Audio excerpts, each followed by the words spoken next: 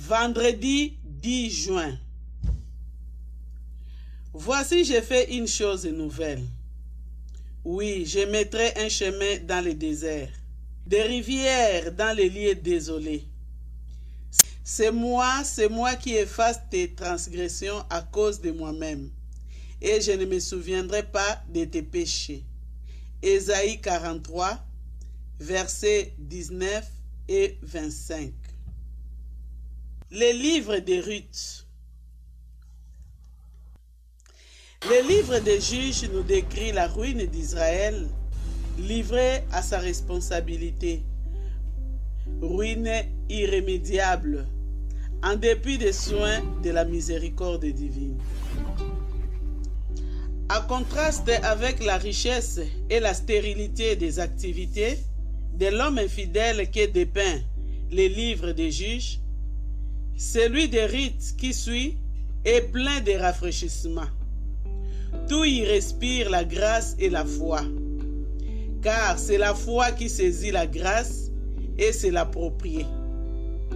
Cette foi qui s'attache aux promesses divines et trouve ses délices dans celui qui est le porteur et l'héritier.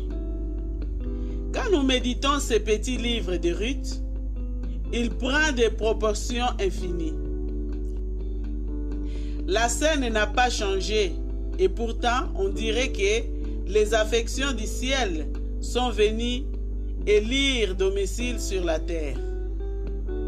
On a à peine à comprendre que ce pays d'Israël, témoin de tant de guerres, d'infamie, d'idolâtrie, fit à la même époque les théâtres d'événements dont la simplicité nous reporte au temps béni des patriarches. Cela s'explique. À mesure que le mal s'étend, l'histoire de la grâce se développe d'une manière grandissante et irrésistible, jusqu'à ce qu'elle ait atteint le but qu'elle s'est proposé. Elle a le cœur de Dieu pour point de départ et pour centre de personnes du Seigneur Jésus. Elle aboutit à la gloire excellente du second homme et aux bénédictions que nous partageons avec lui. Aussi, le livre de Ruth se termine-t-il par l'annonce de celui qui est la racine et la postérité de David, du Rédempteur glorieux promis à Israël. Boaz engendra Obed, et Obed engendra Isaïe, et Isaïe engendra David. Ruth 4, versets 21 et 22.